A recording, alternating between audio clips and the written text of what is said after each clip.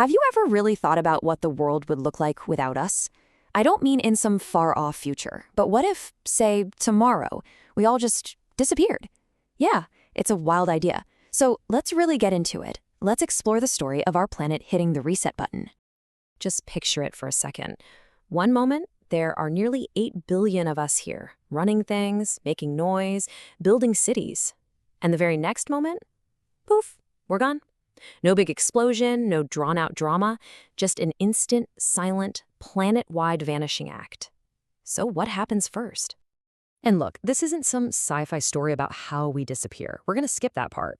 This is a scientific look at what our absence would actually mean for Earth.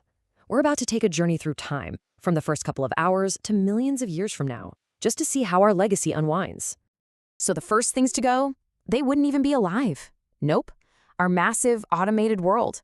This incredible mechanical kingdom we've built. That's the first domino to fall.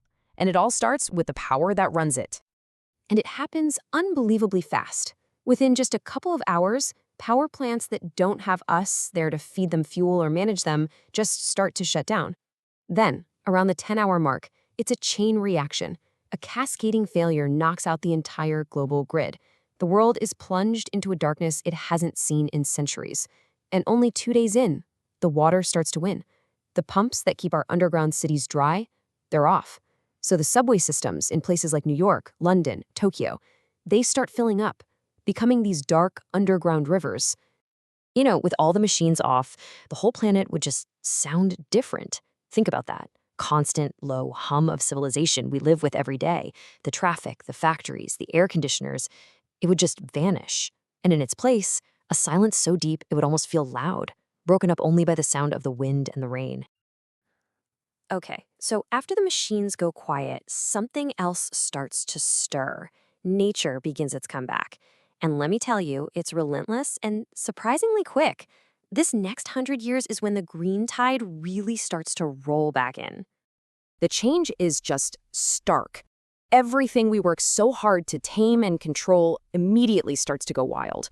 Our perfect manicured lawns, they become tangled, overgrown meadows. Those paved roads, they crack and surrender to weeds. And the rivers we've carefully channeled, they break their banks, creating huge new swamps right where city blocks used to be. And this isn't some slow-motion process either, just 20 years. Think about that for a second. In less time than it takes for a newborn to become an adult, most of our city streets would become actual green canyons, with trees literally rooting themselves in the asphalt. And the animal kingdom? It goes through a complete reshuffling. You might think rats and roaches would take over, but nope. Their main food source, our garbage, is gone, so their numbers would plummet. But for a lot of other animals, it's a golden age. Deer would be wandering through overgrown suburbs, and right on their heels, the predators, wolves, coyotes, bears, would follow, reclaiming lands they haven't seen in hundreds of years. All right, so after that first century of green reclamation, we enter a totally new phase. The slow, inevitable collapse of our biggest and best creations. This is the long goodbye to our world of concrete and steel. You know, there's this idea that really fits here. We see ourselves as these masters of the planet, but our mightiest buildings are incredibly delicate without us constantly there to fix them up. In the great game between us and the elements, nature always gets the last at bat. So how does the skyscraper actually fall down? Well, it's a pretty simple process, and it all starts with one thing: water. Water always finds a way in. Once it's inside, it rusts the steel skeletons of our buildings, causing the steel to expand and crack the concrete from the inside out. Then the freeze-thaw cycle every winter acts like a wedge, prying those cracks wider and wider, until eventually, the whole thing just gives up. And not everything crumbles at the same speed. Your average wooden house, it'll probably be gone in about 100 years. Rot, bugs, fire, you name it. But our magnificent steel bridges, like the Golden Gate, they might hang on for about 300 years before rust finally takes them down. And the absolute biggest things we've built, like the Hoover Dam, well, they could stand for 1,000 years or more before finally giving in to the immense pressure of water and time.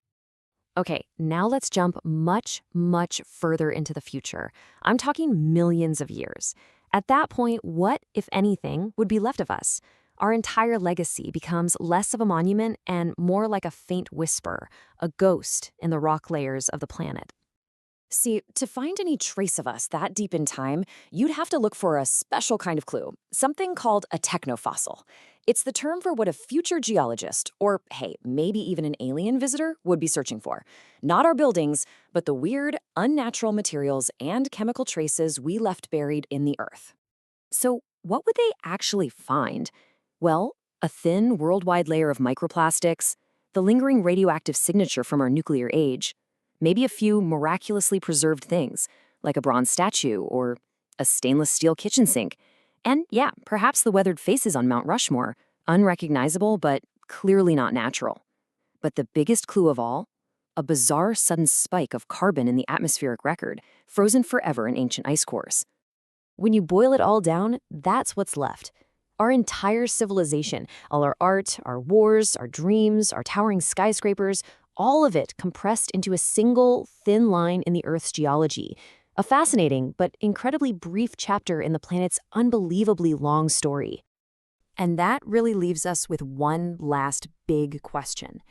If even our greatest achievements eventually turn to dust and fade into the rock, then what is the true measure of a civilization's legacy?